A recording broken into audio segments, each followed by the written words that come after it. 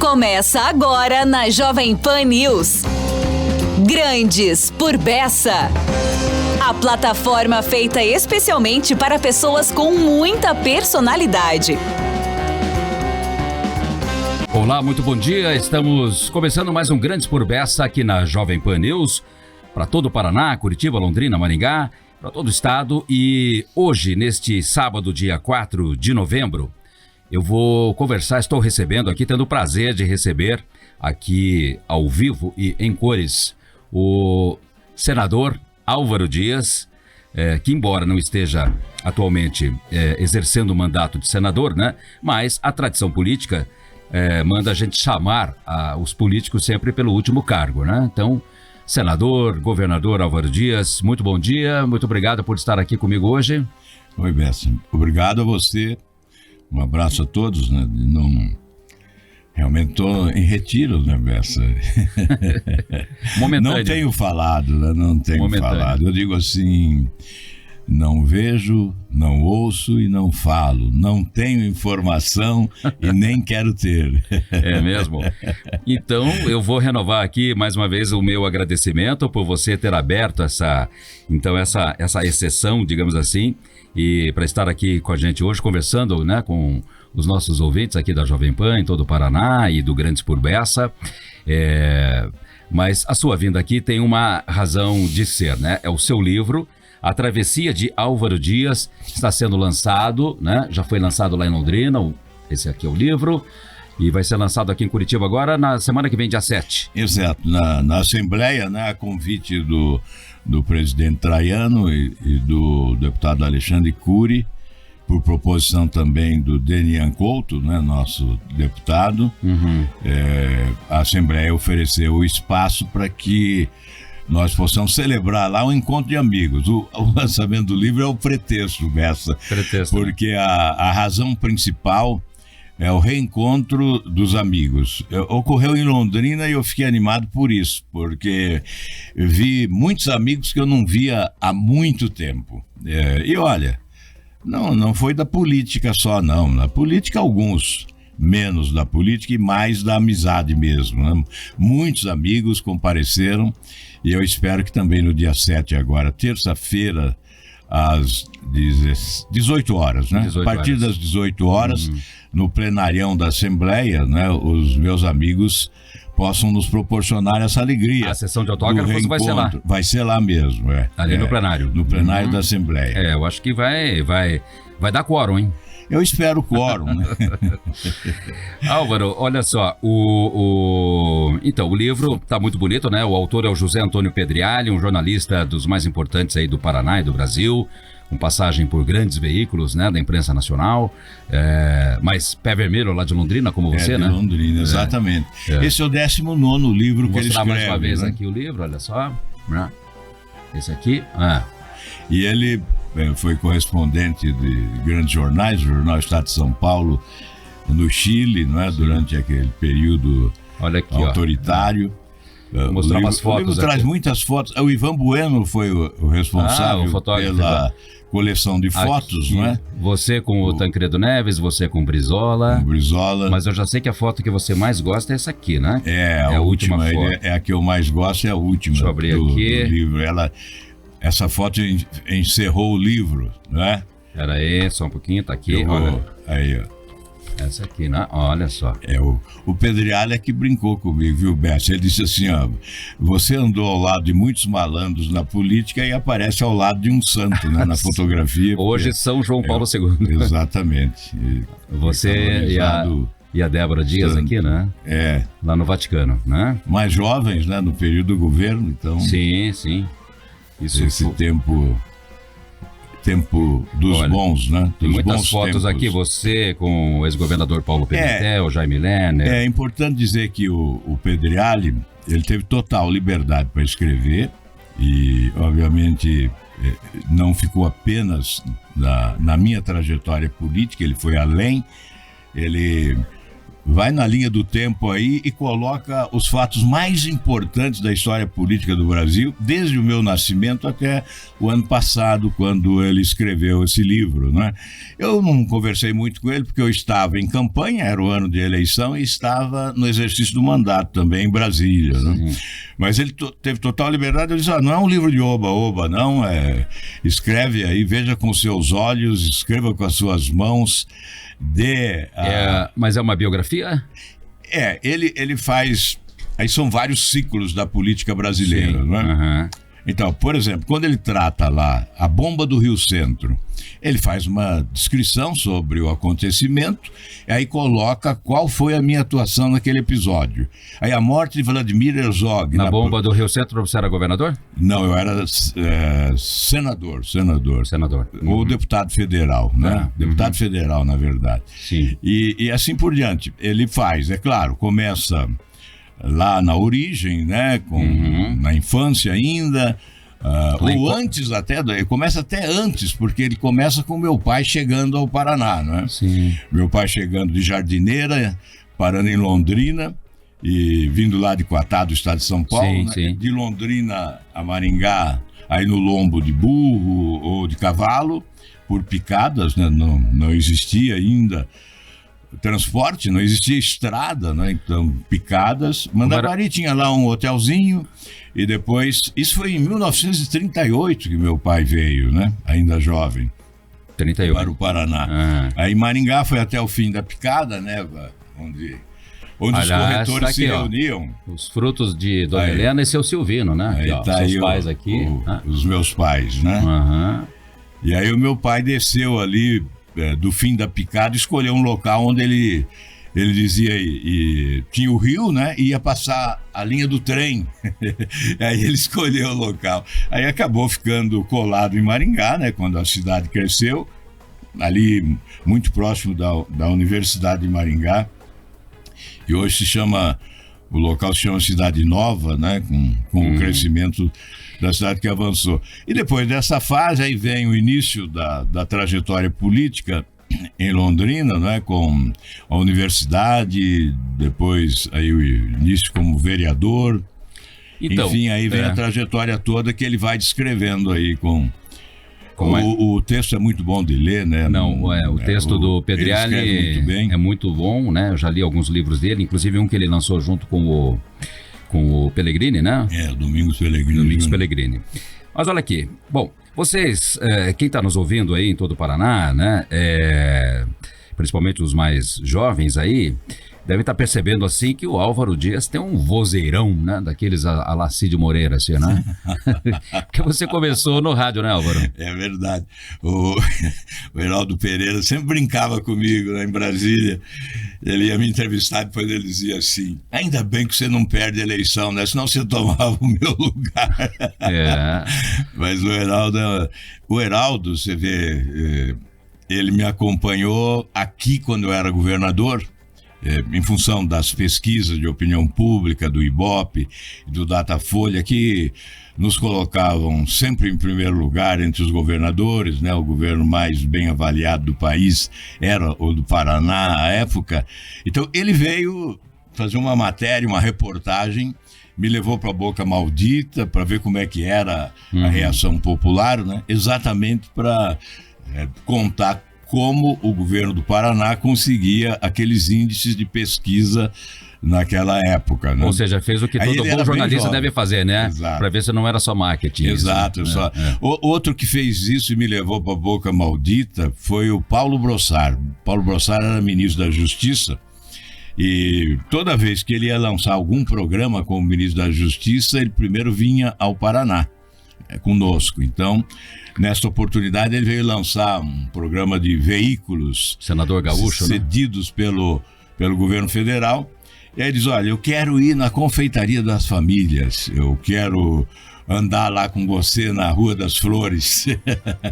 Aí pegamos ali da Boca Maldita e fomos até a confeitaria, né? Aí eu me lembro bem que apareceu uma moça e perguntou assim: ele é teu pai? O Brossard, com aquele chapéu dele, Panamá, né? O chapéu Panamá que ele usava. Uma grande figura.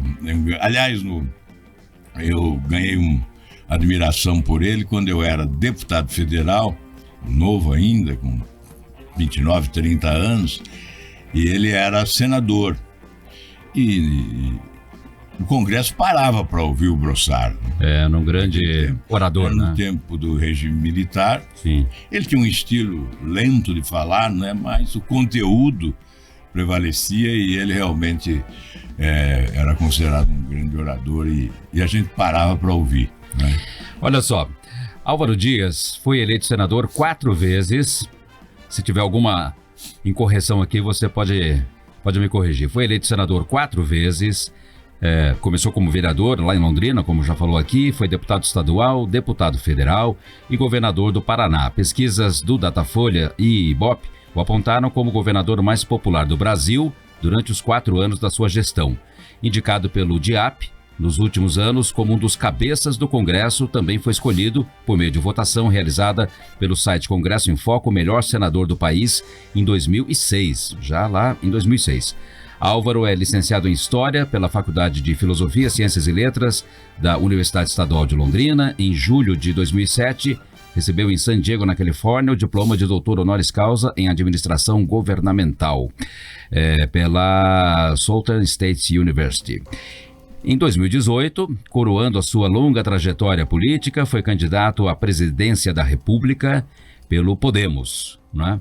Álvaro, bom, o livro, né, tem 200 e tantas páginas aqui, 240, não, mais, e 300 ainda não conta tudo, viu? Pois 352 páginas. E tem muita coisa que não está no livro ainda. É uma parte dessa trajetória, né, desse itinerário que nós percorremos e com a generosidade do povo do Paraná, porque seria impossível, né, sobreviver tanto tempo diante de um sistema promíscuo, não é?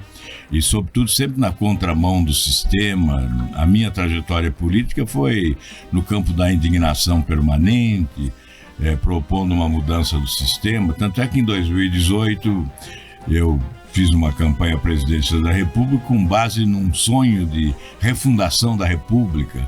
O que significaria refundar a República? Significaria exatamente substituir esse sistema corrupto, né, do toma lá da cá, do orçamento secreto, que transforma o Congresso numa casa de cacheiros viajantes e não de legisladores, né? O Congresso se transformou com o tempo. Esse livro trata de vários ciclos da política, não é? E esse atual ciclo, no meu entendimento, é o ciclo do atraso, do retrocesso. É o pior momento da política brasileira, eu não tenho nenhuma dúvida ao afirmar isso, não é? O Congresso tem o seu pior momento também. Portanto, eu acho que a juventude que não conheceu outros tempos, não é? Não pode perder as esperanças de que é possível ter um tempo melhor, porque a vida é feita de ciclos, a política é feita de ciclos, não é? E esses ciclos há de ser concluído um dia. Nós vamos ver o encerramento desse ciclo, eu espero que seja o mais breve possível. Eu imaginei, depois de 2018, que o fim do ciclo desse ciclo de retrocesso, seria agora, em 2022. Mas isso não ocorreu.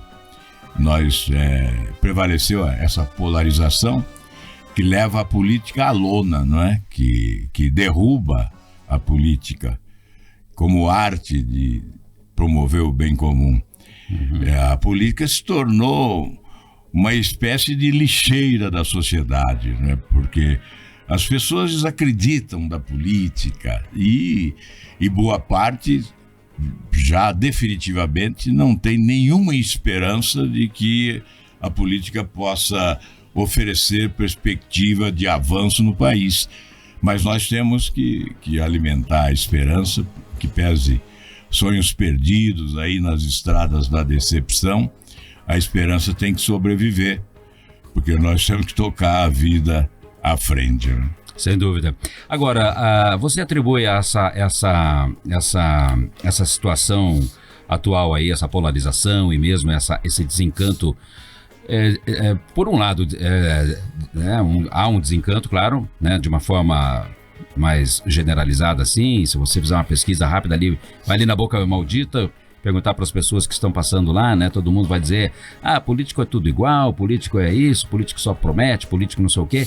Mas, ao mesmo tempo, a gente vê aí essa polarização, né? De um lado, o país, né, com o ex-presidente Bolsonaro, de outro lado, apoiando o Lula, que foi eleito, né? Então, ao mesmo tempo, parece que a política parece que reacendeu, assim, né? Algumas chamas aí. Eu não quero falar sobre futuro na política.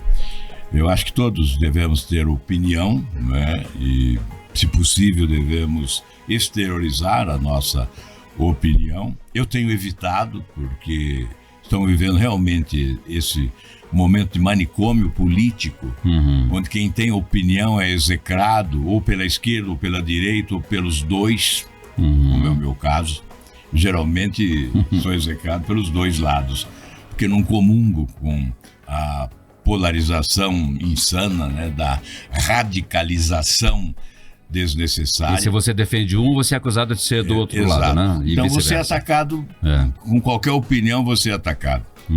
Não basta você não criticar, por exemplo, determinado líder dos extremos, ou de um lado ou de outro. Você tem que apoiá-lo para você receber a simpatia de pessoas. Né? Em contrapartida, você recebe a simpatia de algumas pessoas e a rejeição das outras. Então, se você fizer uma análise das últimas eleições, você vai verificar que aqueles que se posicionaram mais ao centro, olhando para frente, sem olhar para os lados, né, tentando avançar, foram excluídos da atividade pública. Eu poderia citar inúmeros exemplos, né? Isso já desde 2018. Em 2018, o Pedro Simão, no Rio Grande do Sul, com a biografia que possui, né, com a trajetória belíssima, um político franciscano, ele fez só 16% dos votos no Rio Grande do Sul. Nesta última eleição, Lazier Martins, que foi um grande senador, não se elegeu nem mesmo deputado federal, porque não abraçou nem um lado nem o outro.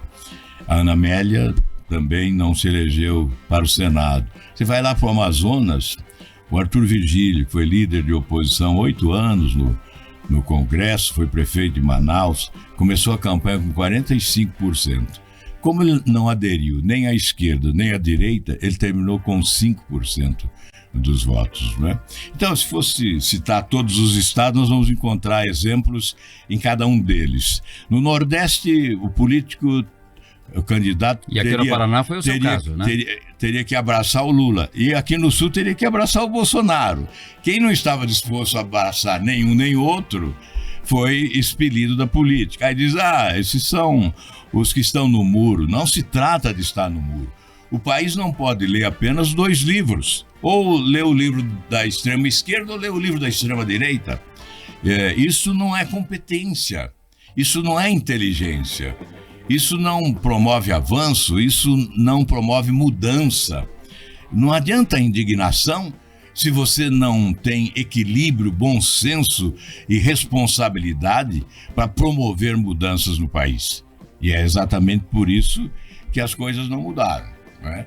E você se incluiria nesse grupo de políticos experientes com ficha limpa, biografia robusta, que não foram reconhecidos pelo eleitorado? Já em 2018, na disputa para presidente da República, né, nós começamos bem, principalmente no Paraná, tinha mais de 50%, né, das intenções de voto. No Sul, chegamos a 22%, começando a crescer, né, e depois veio a polarização e nós terminamos com uma votação simplesmente ridícula, né?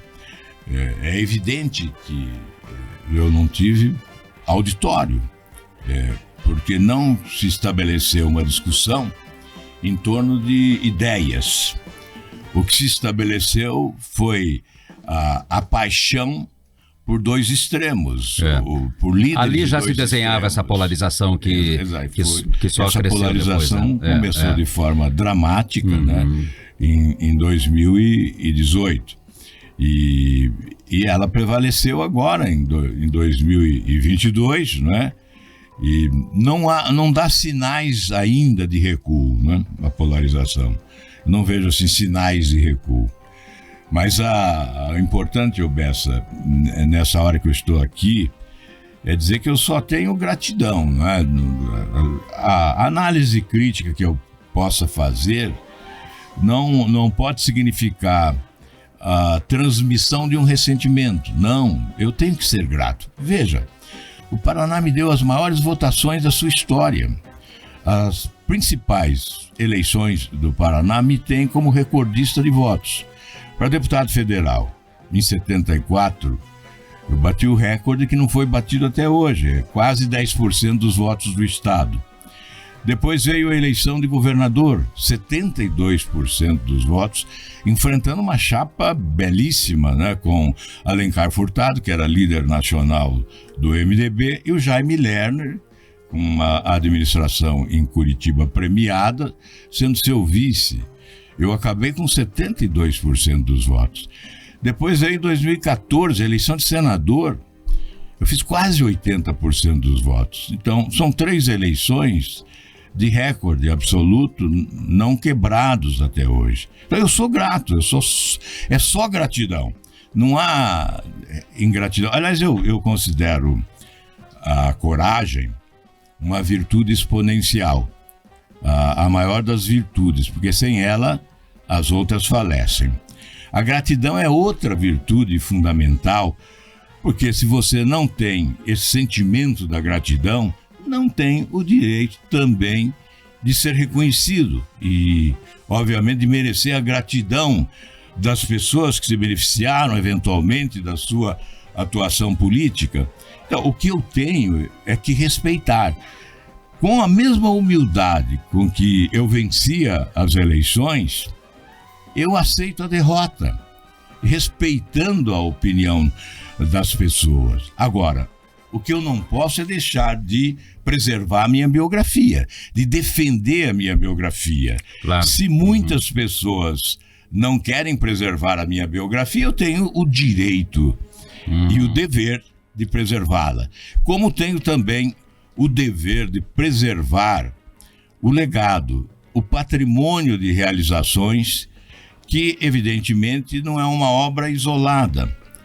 É a conjugação de esforços de muitos que contribuíram, de muitos que participaram, e por isso eu tenho que preservar esse patrimônio.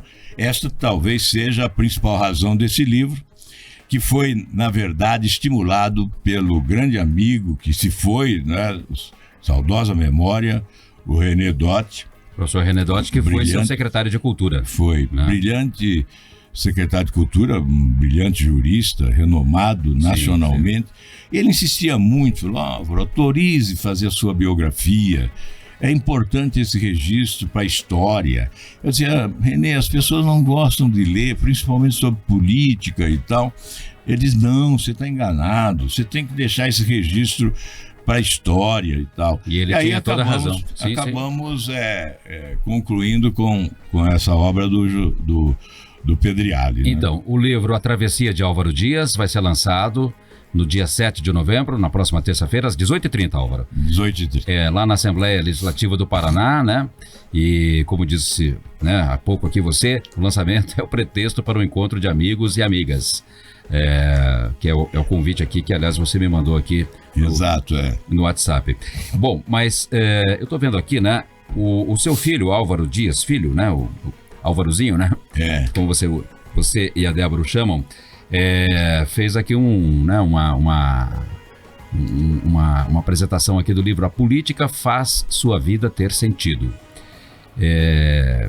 Diz ele aqui, bom, tá aqui no livro, então não vou cometer nenhuma inconfidência aqui. Meu pai tem 78 anos de vida e mais de 50 foram dedicados à política. Sim, meio século fazendo política, sem politicagem, sem corrupção. Para muitos isso poderia significar parasitagem, o famoso mamar na teta. E aí vai. Enfim, você fez política a sua vida inteira, né, Álvaro? Eu comecei bem jovem. Você foi eleito com 22 anos, né? Na verdade... Eleito vereador, né? É até contraditório, porque a minha origem é a área rural, né? Então tímido demais, né? Cheguei tímido à cidade. Fui para Londrina fazer faculdade e aí que surge esse movimento na universidade, né? Eu acabo ocupando um espaço no centro acadêmico, a convite, talvez porque a faculdade de filosofia era majoritariamente feminina, né?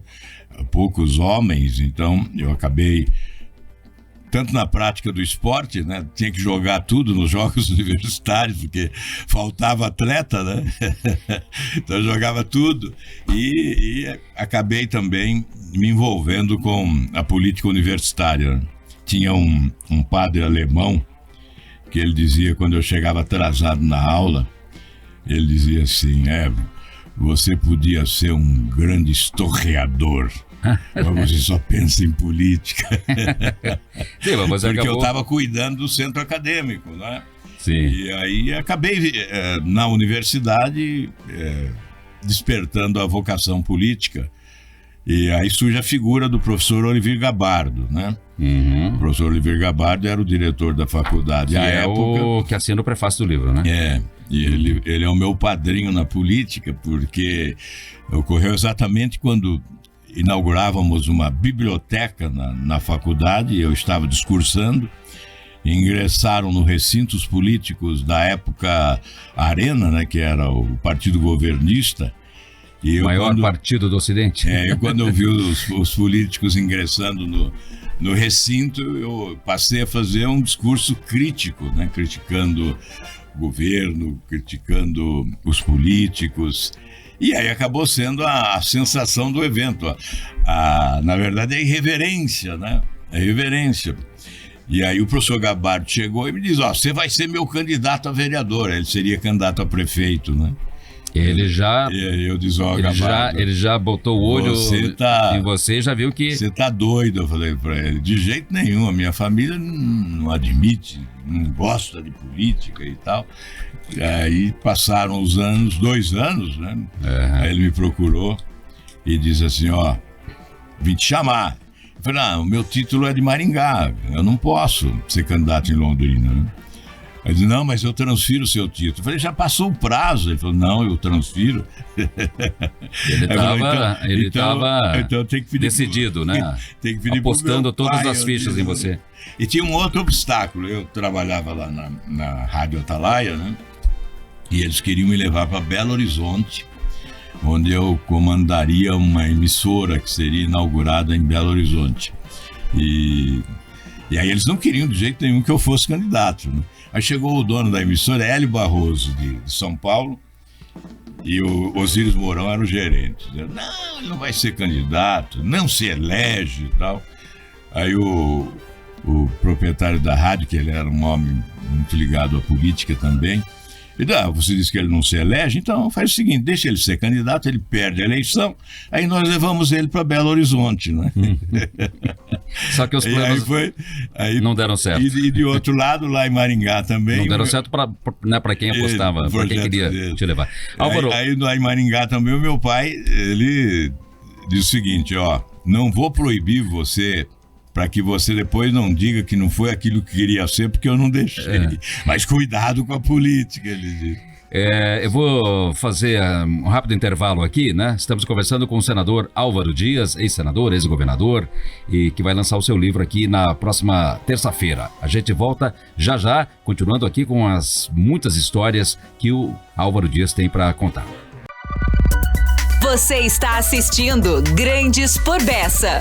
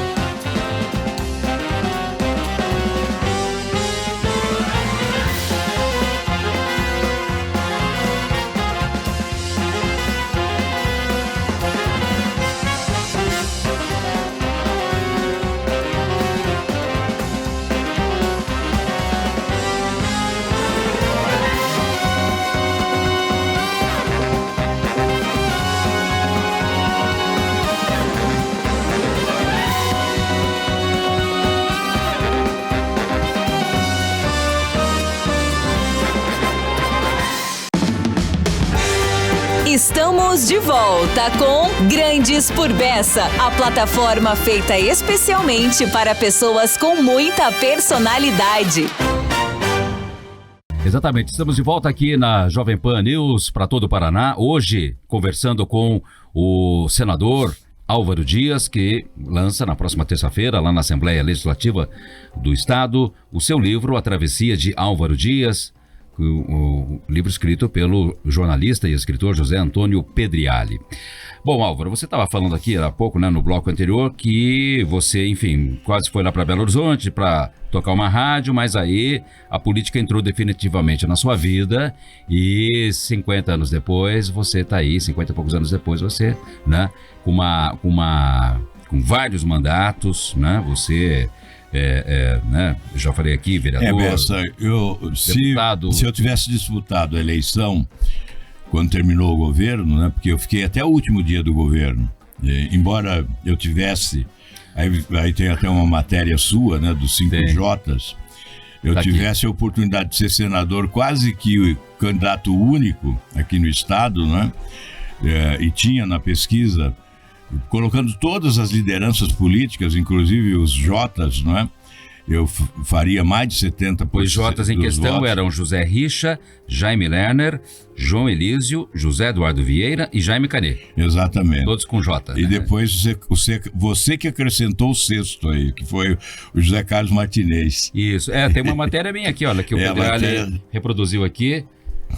5Js disputam poder no Paraná, tá aqui, olha. No jornal Estado de São Paulo. Foi, né? No Estadão, eu trabalhava na época aqui na sucursal da Agência Estado, que era do grupo, né, Estado de São Paulo.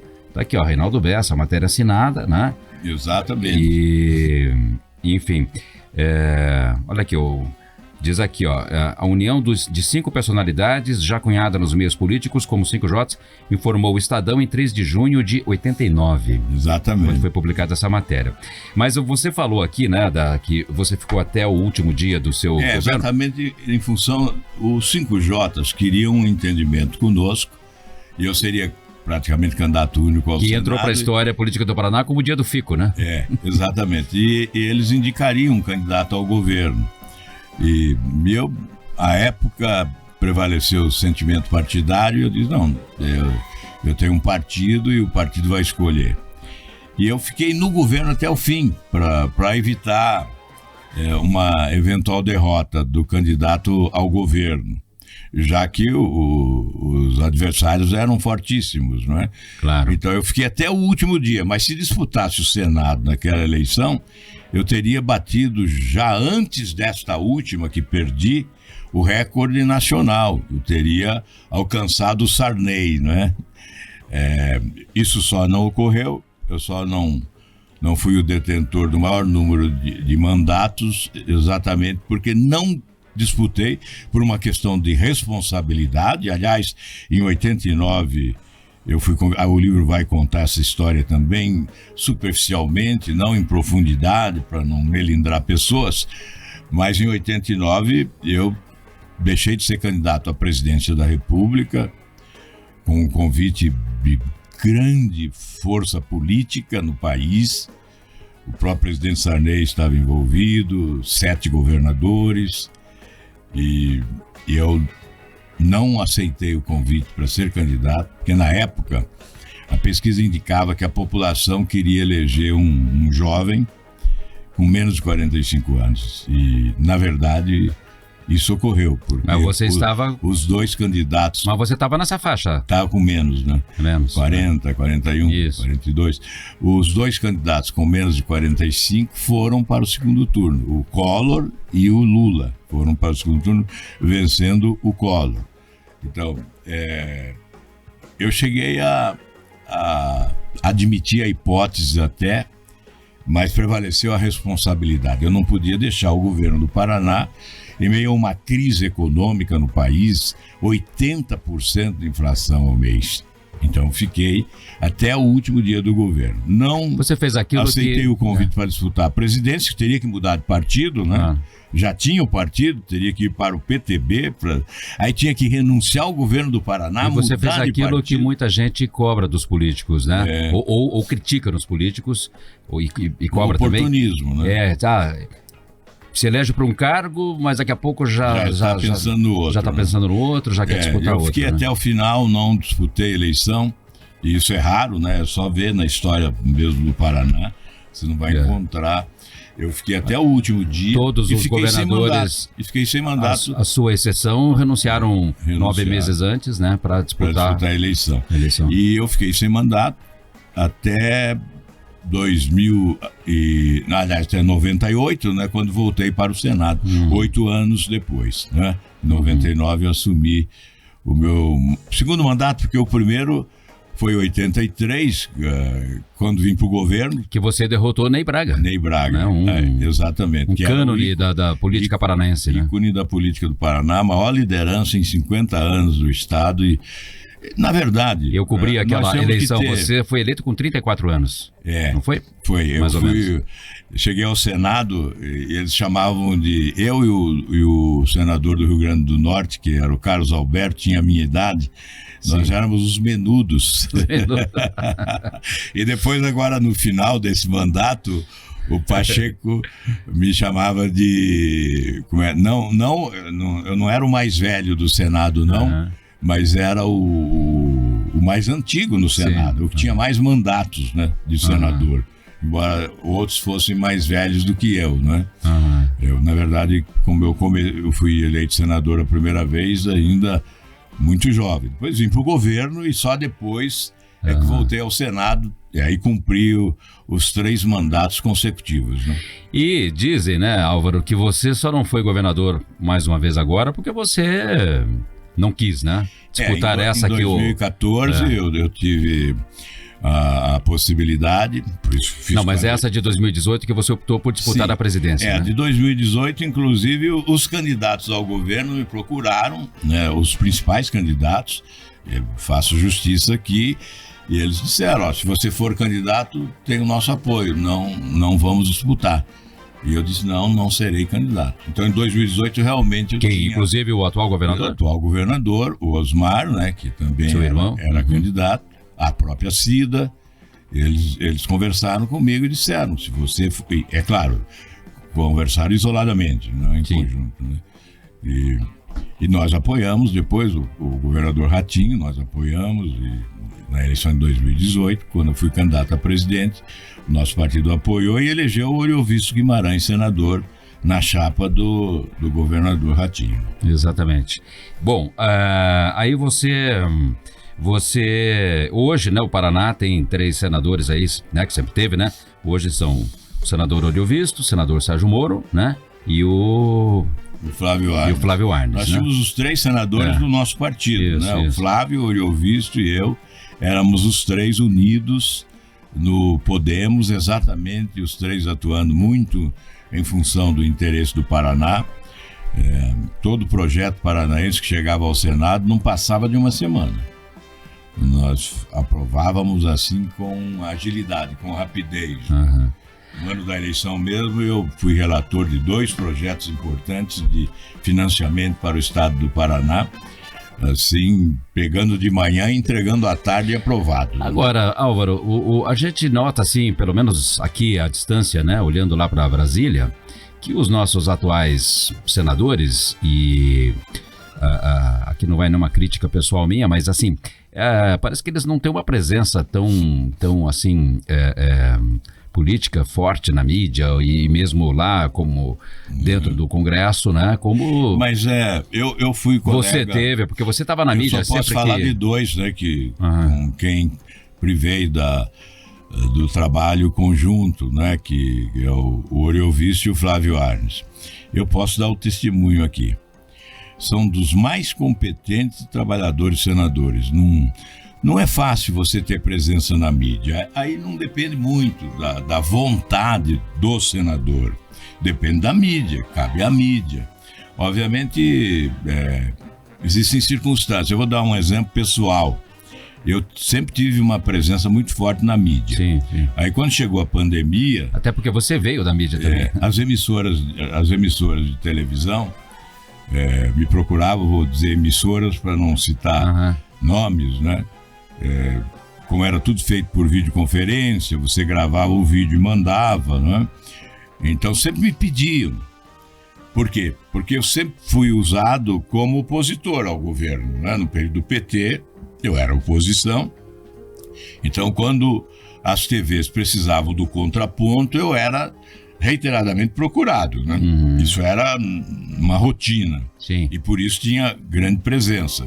Chegou a pandemia, todos nós nos isolamos, né? E passamos a trabalhar pela web, né? Então, fazíamos videoconferências, sessões do Senado e tal.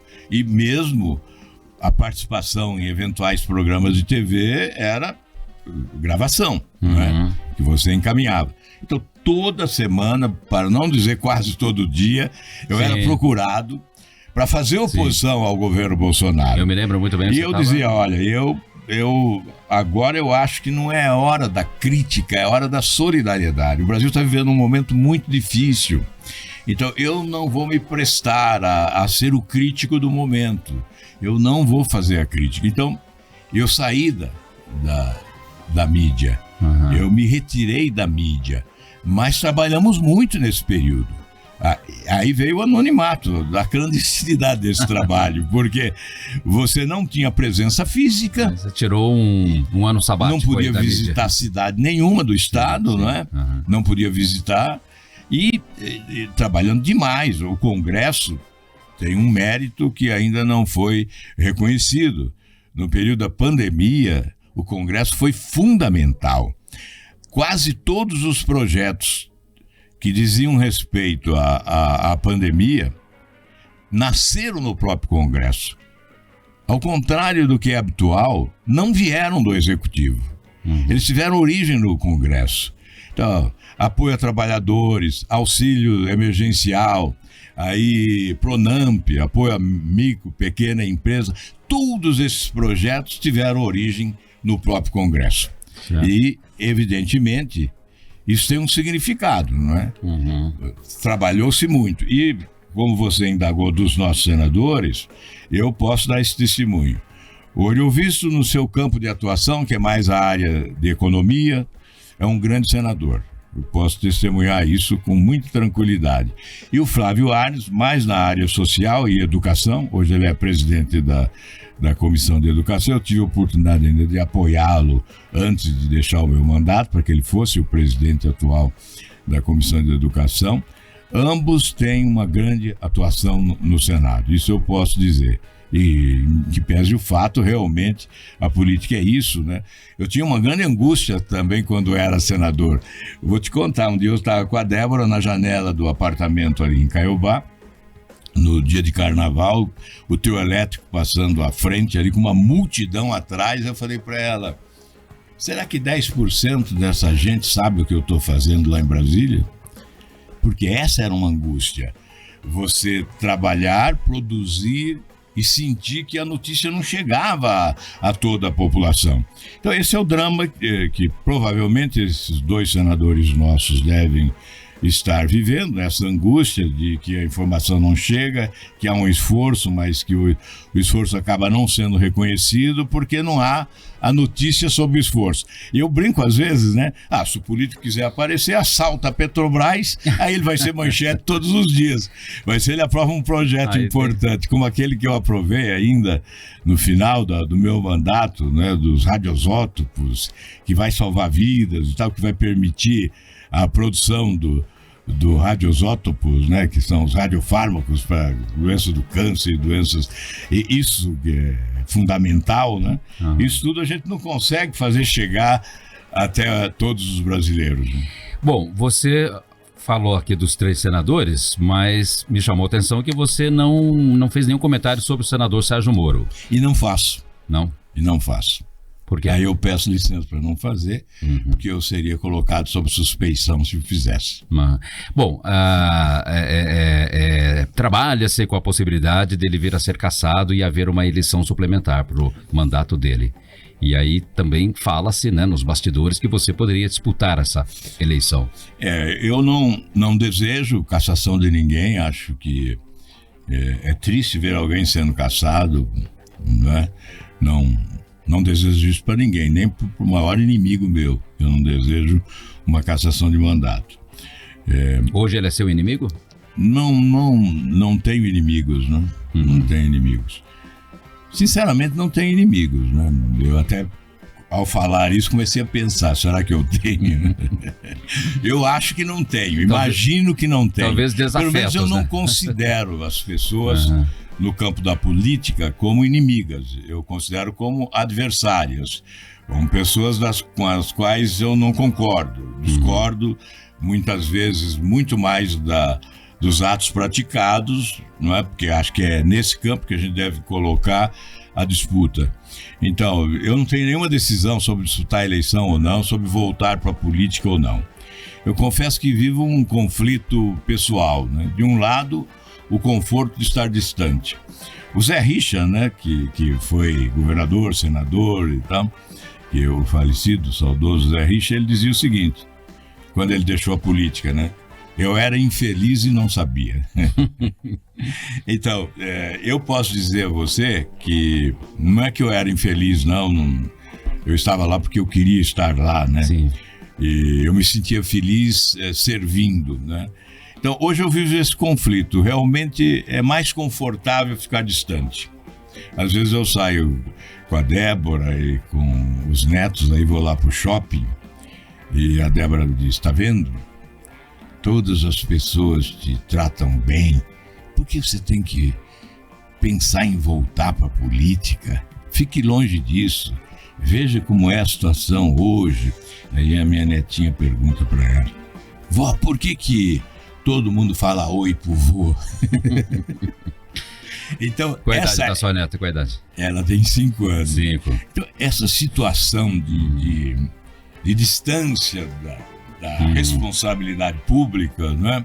É uma situação muito mais confortável do que aquela que você está exposto ao julgamento popular. E durante todo o tempo que você esteve lá, você não teve tempo para perceber isso também, né? Não sabia como era a vida além... Fora da política. Política, né? Os meus próprios filhos sofreram a minha distância, porque o Álvarozinho, por exemplo, nasceu durante o governo. E a Carolina era uma criança quando eu assumi o governo, né?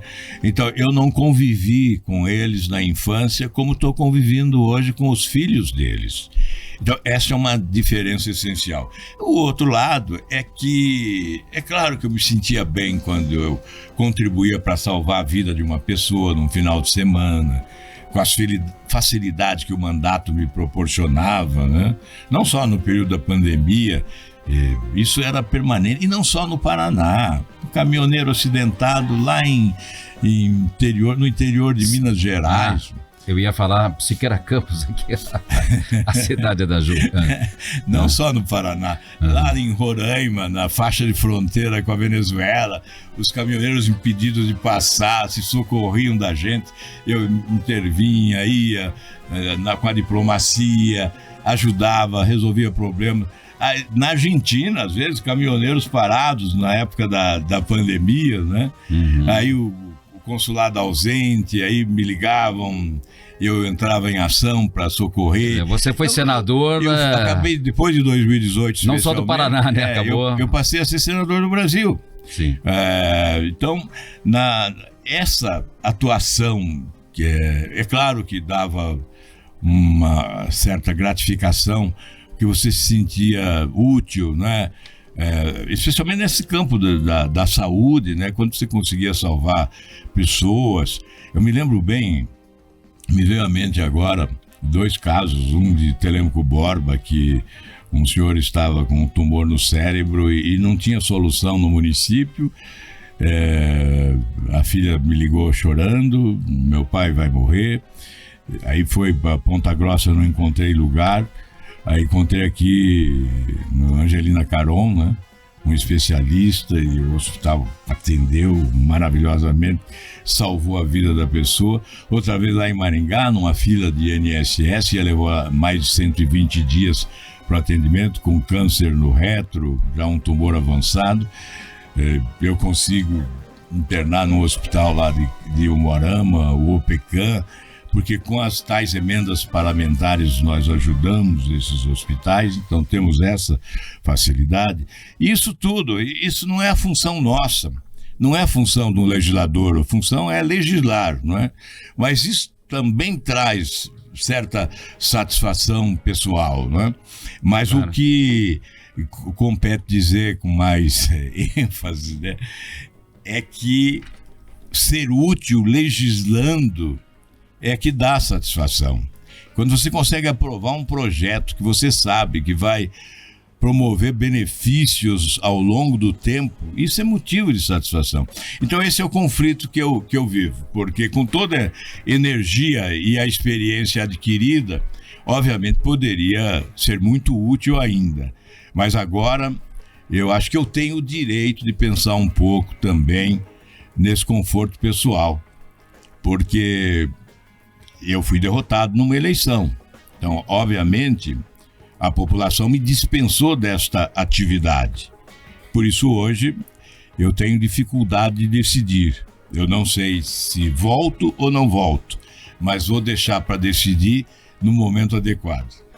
Que, ao que tudo indica, né, esse momento adequado aí tá para chegar, né, com essa possível, né, cogitada aí cassação do senador. Mas pode ser também em 2026, porque pode ter eleição ano que vem e eu não disputar. Não pode ser que eu não dispute, mas pode ser em 2026. Que está logo ali, né? Que está ali perto. Né? Qual é a sua avaliação hoje do governo Ratinho Júnior? Eu gostaria de não fazer essa avaliação de governos, né? Nem do federal, nem do estadual, porque realmente eu estou numa espécie de retiro da política. Então prefiro não dar opinião sobre o que ocorre. Aliás, até porque eu acabei ficando muito exigente. Acho que as pessoas são muito generosas na avaliação que elas geralmente fazem, né, do comportamento de governantes. E pela experiência que eu adquiri, pela vivência, não é? Eu me tornei muito exigente. Então, tanto é que você que acompanha a política sabe, eu fui sempre oposição. Eu nunca fui governo, a não ser quando eu fui governador. E depois um período do Fernando Henrique Cardoso, de 9 meses, 8 meses, até agosto, que eu acabei apoiando, mas no dia 19 de agosto eu me afastei, insatisfeito com certos procedimentos. Então, a minha postura na política sempre foi muito crítica, né? E ao invés de reduzir o ímpeto da crítica, foi crescendo exatamente em razão da experiência adquirida, da vivência, né? Achando que o político tem que ser mais eficiente, tem que ser mais produtivo, né? Menos encantador de serpentes, ou animador de auditório, ou lacrador da internet, e muito mais eficiente do que tem sido. Falando em internet, em lacrador, você está nas redes sociais? Acompanha? Eu me mantenho nas redes sociais, mas numa postura assim muito light, né, de não fazer comentários sobre política, só para não me afastar totalmente. Eu estou mantendo as redes sociais. Você tem Instagram? Tenho o Instagram, tenho o Facebook, tenho o Twitter. Estou nas principais redes. Na soma dá mais de 2 milhões de seguidores, né? Então eu tenho só colocado algumas questões, às vezes, por exemplo, agora que tem essas enchentes no Paraná, eu tenho colocado, manifesto solidariedade, então peço providências das autoridades e tal, mas sem entrar na briga política, né? Não, nesse debate da política eu não estou ingressando. Então é claro que você perde um pouco o espaço nas redes. Você está ali assistindo, né, de camarote, mas sem... Perde espaço, menos seguidores, mas é que o momento da política brasileira é desse confronto raivoso, né? E eu não quero estar nesse confronto. Se eu voltar para a política e sou obrigado a ingressar nesse confronto, mas estando ausente, não tendo mandato, não tendo responsabilidade do mandato, eu não tenho por que ficar no meio desse tiroteio aí, nesse bang-bang irrefreável que há aí no país. Álvaro Dias, olha só, a gente, infelizmente o nosso tempo chegou ao fim, mas teria muito mais coisas aqui para a gente abordar, né, sobre a sua longa trajetória política, mas acho que muitos desses pontos aí, né, você abordou. Então fica aqui o convite para... eu vou tomar a liberdade aqui de convidar o público para ir lá na Assembleia dia 7, né? Claro, será um prazer. Admiradores e aqueles que gostam da política, né? Principalmente as pessoas que te acompanharam aí e tudo mais. Sim. O lançamento do livro A Travessia de Álvaro Dias, na próxima terça-feira, dia 7, às 18h30. Né? Exatamente. O convite será uma honra receber a todos. E não há nenhum objetivo financeiro, né? Não estou vendendo o livro. Na verdade, vamos fazer neste evento beneficente, né, para o Lar Bom Caminho. Quem quiser contribuir, vai contribuir com o Lar Bom Caminho. Sim, do nosso queridíssimo e saudoso doutor Júlio Gomel, né? Júlio Gomel. Que era É uma homenagem posta ao Júlio Gomel e aqueles que quiserem contribuir com o Lar Bom Caminho, sim. Aí vai ter lá o Pix para as pessoas fazerem a sua doação. Mas o livro não tem esse objetivo comercial. Né? Já agradeço aqui, né, o meu exemplar autografado aqui, olha. Exatamente. Muito obrigado pela dedicatória carinhosa aqui. Muito obrigado, senador Álvaro Dias. Parabéns aí pela sua trajetória política, né, pela sua... enfim, né, você que participou de diversos momentos importantes da vida do país, né, do Brasil e aqui do Paraná, claro, como governador, como senador e tudo mais. Parabéns aí. Obrigado. Pelo lançamento do livro. Estarei lá, sucesso, né? E até uma próxima oportunidade. Obrigado, Bessa. Realmente o livro vai agradar em determinado momento alguns e desagradar outros. E depois há uma inversão. Em outros momentos agrada aqueles que desagradavam antes. Aí muda. E desagrada os que gostaram antes. Então é isso. A política é isso, feita de ciclos. E eu caminhei em linha reta, não fiz desvios. A política, acho que era o Ulisses Guimarães que dizia como uma nuvem, né? Exato. Você olha pra ela tá de um jeito. Depois muda. Daqui a 5 minutos já não é mais a mesma. Quem caminha em linha reta acaba se confrontando com vários espectros, né, do pensamento político brasileiro. Muito obrigado por essa oportunidade. Foi um prazer enorme. Um abraço a todos e aqueles que comparecerem na Assembleia no dia 7, desde já o meu agradecimento. Eu é que agradeço mais uma vez por estar aqui comigo hoje.